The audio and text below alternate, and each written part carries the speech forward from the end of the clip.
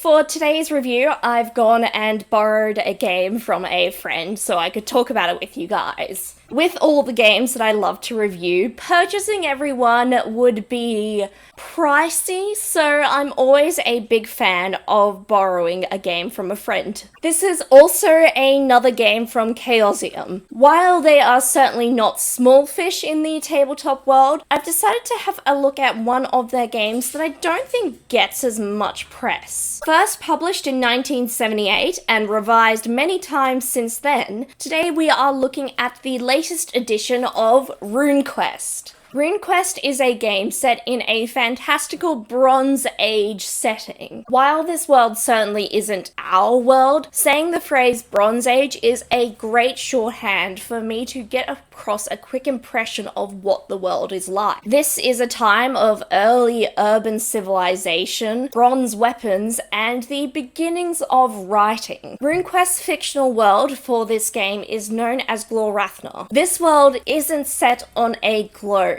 It's actually a distorted circle. The distorted circle has land masses towards the center and water surrounding it. There's a sky realm above and an underworld realm below. This world is often commonly referred to in the game as the rune or the lozenge. Sadly, I do not have time to cover all of the lore of Glorantha. It's incredibly rich and engaging lore too. I will try race through some elements. There are various sentient races in this world, like elves, dwarves, and trolls, but the game mostly focuses on humanoids who have come to this world at a later time. There are 6 homelands that the adventurers might hail from. The Satyr, who have separated themselves recently from the Lunar Empire, the Ezrolia, who are ruled by a matriarchy, the Grazelands, who are a group of semi-nomadic herders who also have a serf class. Then there's the Prax, who are barbarian types who ride giant beasts. The Lunatash are the heart of the Empire. Then there are the Old Tash, who don't recognize the new Empire, and they worship a princess priestess of an older order. That last group mostly survives by raiding. Each of these homelands gets a full write-up in the book. Plus there are various contested territories, popular walkways and travel routes, and other locations that you can explore. To create a character for this game does require you to know this setting. Characters need to pick things like a homeland and a brief history of their family. Players also then get to pick runes and cults for their character, which can affect their personality. It also can contribute to their characteristics and affiliations. The mechanical side of character creation seems to mostly be covered in a percentile system. Various skills are calculated using your base statistics and various tables. These characteristics are strength, constitution, size, dexterity, intelligence, power, and charisma. These characteristics are calculated using d6s. To be honest, I found the mechanics for character creation to be a bit complicated and involved. I would recommend, if you wanted to play a game of this, that everyone gets together and does character creation together so everyone can brainstorm and work together to understand the parts that are stumping someone. After the skills, there's also occupations for the characters. Some of these favor certain homelands, cults, skills, and equipment. I would honestly consider the occupation for your character a bit earlier than it is in the manual. I think you have to jump around a little bit. Fortunately, if you are finding this whole character creation process way too confusing,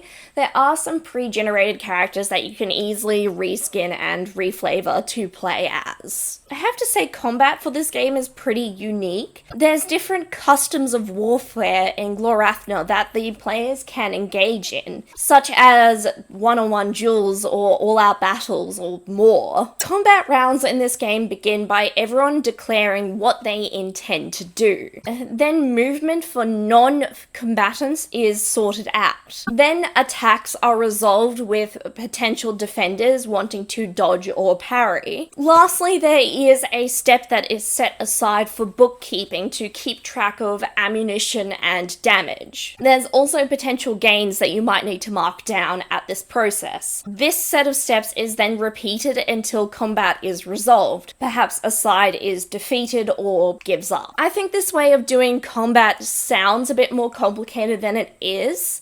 While it does set out a specific order for some things, the step like including a step for bookkeeping, I think formalizes what we do informally in most games. If what I said makes sense, let me know. I do feel like I am struggling to convey the mechanics of this game in an efficient manner. I at least hope I am conveying some of the rich options that are available in this game for you and your players to engage with. I'm basically out of time to cover any other mechanics in the game, including the non-combat ones. I do want to mention some mechanics that I find interesting. There are mechanics available for fighting in phalanx formations or chariot warfare, and the magic of this world is really interesting. It's done usually through runes that seem to have elemental or animalistic ideas behind them. I feel like I've really had to rush through some of the things that I find interesting about this game today. I hope I've given you at least a broad impression of what you can find in this manual. I have to say I am a big fan of this setting. I've always loved the ancient world and prehistory, and I can see that a lot of inspiration has been drawn from many places in the world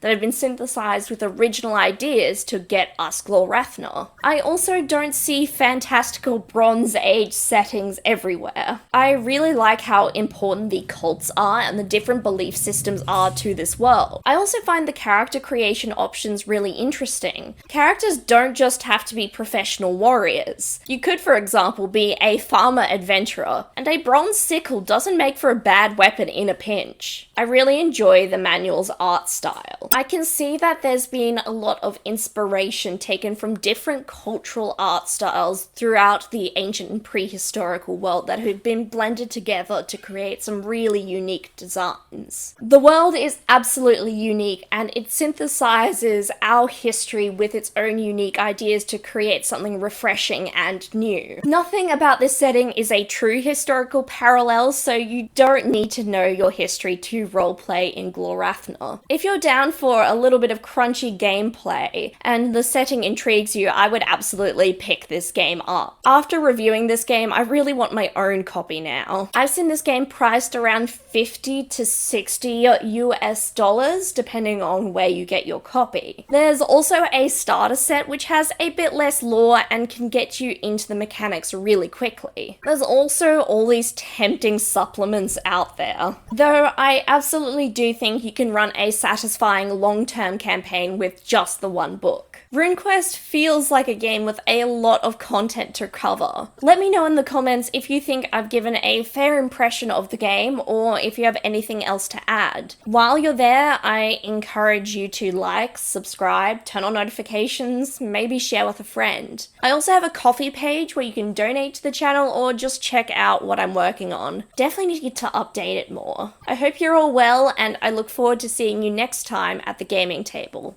Bye!